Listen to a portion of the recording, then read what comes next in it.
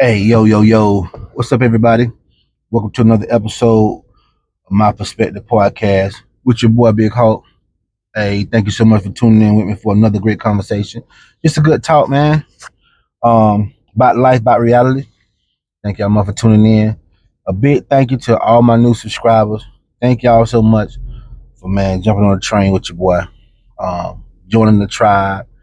Hey, we growing. Let's build something. Help me grow the platform, help me grow the community. I got some big things coming down the pipeline. Y'all just hanging out with your boy. It's gonna be great. You know how I do before we get started, man. Disclaimer. Hey, what I say with a grain of salt, man. Everything I say based on my opinion, based on my life experience, uh, based on what I've been through, but most importantly, based on my mistakes, learning from my mistakes. I hope what I say resonate with you. I hope that it provoke thought, and I also hope that it provoke change. But if not, no harm, no foul. Cause guess what? It's just my perspective. Let's get into it. Y'all, pardon my allergy acting up. We're gonna get through it. Hey, check this out, man. Y'all know I talk about the people you love the most hurt you the worst, right? I mean that. I stand on that. I know it to be true. For my life and for the lives of others, right? But check this out, man. Listen, when it comes to parenting and relationships, this is what I feel. Just my opinion. Y'all take it with a grain of salt. We got to learn to be selfish, meaning put ourselves in the best position possible so we can be a bigger and better help to the people we love and we care about and the people who claim they need us. Because man, I say that because as a parent, as a father, just speaking for myself, we give our all to our loved ones, our kids, our significant other. We give our all. We go all out. Well, at least I do, right? So, but when it's time for that favor to be returned, ain't nobody got no help. Ain't nobody got no help for you. Don't nobody have any help for you. Don't nobody have no time for you. It's always take, take, take, take, take. Ain't nobody trying to give. Um, I just heard about a heartbreaking situation. It's all too familiar, but because I know the person personally, I know how hard that person go for their family, and to get rejected by your own family like that, it's heartbreaking. Even though it's not familiar, it's all too familiar. But I'm saying this today. It's just everything I say from the heart. But this is just, man, like we got to do better about protecting us so we can be a blessing to others. Meaning giving the good advice, uh, giving good ultimatum, giving constructive criticism, not just giving your resources and your time, and your blood, sweat, and tears. Because when you just give, give, give, you become a crutch. You become a crutch, and you become an enabler to the people you love, uh, your kids, your family members, so on and so forth. You become a crutch and you become an enabler. And then when you need a favor in return, or when you need them to stand on business, guess what? They're gonna resent you for that. They're going to resent you for that because you didn't put the proper parameters in place. You didn't give ultimatums, but instead you allow people to make choices on your life, on your energy, instead of giving them ultimatums on your life and your energy. And then when you need them, they ain't there for you. That's how life goes. But it's time for us to protect us in regards to that. I've been practicing this for several years now. I learned the hard way from raising kids. I learned the hard way from raising kids. Listen, we got to learn how to communicate with anybody, not just our children. We got to learn how to communicate. Say what you mean what you say. If you see a red flag, address it. When you see something you don't like, address it. Don't think nobody understand where you coming from. Let them know where you coming from. Don't think nobody just gets it. Let them know what's up from the get it up, from the jump, how you feel, what your perspective is, and let them decide based on where you coming from. Don't just assume nothing. Cause y'all know what assumption is. It make an ass of you and me. I'm tired of being an ass. I don't know about you, but I ain't gonna be the ass no more. I ain't assuming nothing. I ask questions. Learn how to ask questions. Learn how to stand on business. Man, let your yay be yay and your nay be nay. Say what you mean what you say, and stand on it. Listen, man,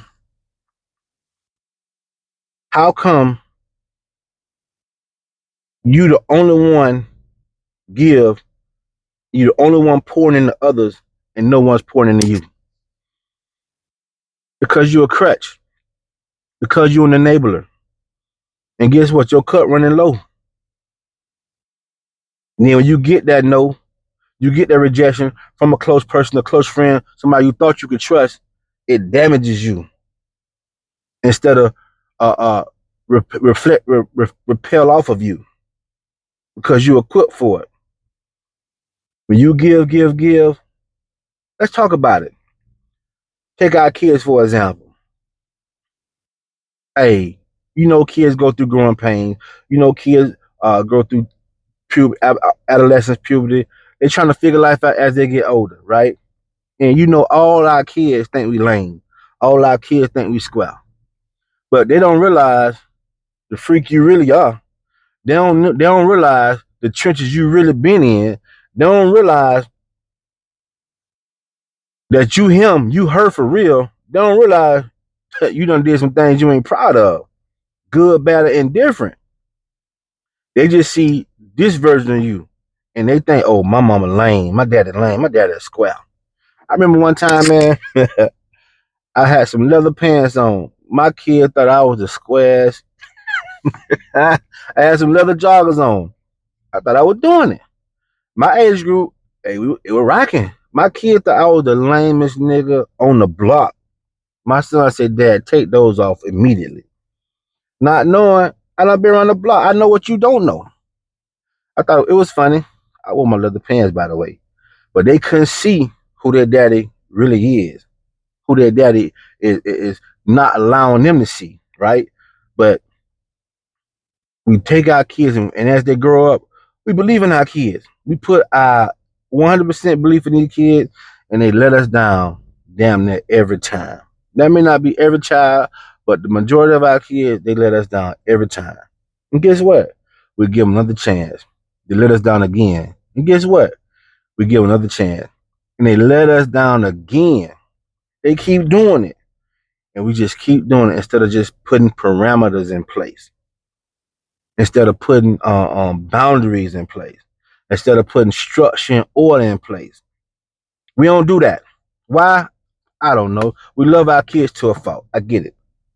But when you allow a kid to keep taking, a person in general to keep taking and taking and taking with no accountability, you become an enabler.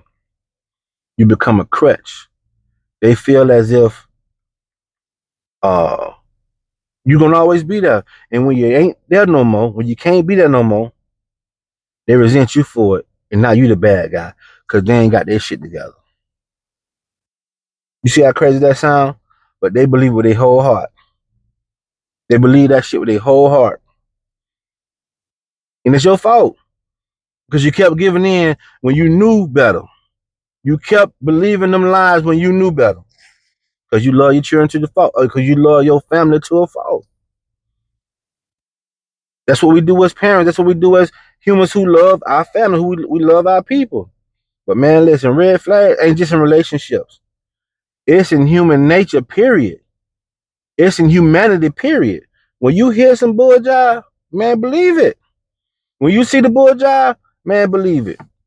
And when it comes to our kids, one thing I know for certain, your kids don't give a damn about getting over on you. They don't care about getting over on you.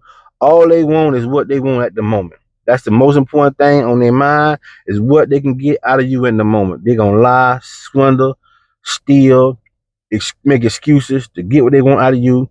And whatever happened on the back end, they'll take their chance when that time comes. And when you need them, they're not going to put off what they want for you. They're not going to do it. They're not going to do it. And now you feeling all hurt and crushed and devastated because you feel like they're going to reciprocate the same love that you reciprocated. It don't work like that. Your children will never love you as much as you love them. Never. Your children, I'm gonna repeat it, and I'll argue with anybody. Your kids will never love you as much as you love them. That's a fact. That's a fact. You done been where they trying to go. You see the pitfalls and hurdles ahead of them. You trying to help them avoid things. They think you lame. You don't know what you're talking about. So guess what? They trying to get over on you because they think you're a square. But we don't see it when we see it and we still just be blind. Like we don't see it. Shame on you as a parent. Shame on you as a person. Do not let no red flags go. Don't let no red flags slide. I did it as a parent. I did it for a long time. And when I put my foot down, oh, my children stopped talking to me. Say I wasn't a good daddy, all kind of crap. I didn't care. I had to stand on business. And I cried when I did it. Cause I love them jokers to death. I die for mine. But they don't love me like I love them. And it's okay. But because of that, when I stood on business and start instituting tough love, as I call it, it made them better people. It made them better people. If they come in here and I ain't got it. Instead of giving it to them, help them figure out how they can get it, how they can earn some extra money, how they can do this and do that to get it. Now I'm putting their brain to work. Now I'm putting their mind to work, not just giving them an easy fix. What you got to think about if I'm your ATM, if I'm your personal ATM, what you got to think about? I'm the person you thinking about because you know I got it. I don't got it no more.